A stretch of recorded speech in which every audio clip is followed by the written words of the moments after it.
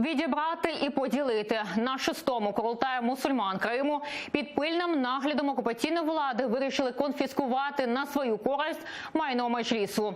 Мова в тому числі йдеться і про офісну будівлю у Сімферополі, де до окупації розташувався представницький орган кримських татар.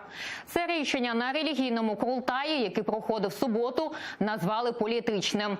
Окупаційна влада пообіцяла це рішення узаконити. Крім того, вона дозволила нинішньому проросійському муфтію Імралі Аблаєву переобратися на чергові 5 років. А сам муфтій-колаборант навіть удостоївся похвалити окупаційну владу Криму.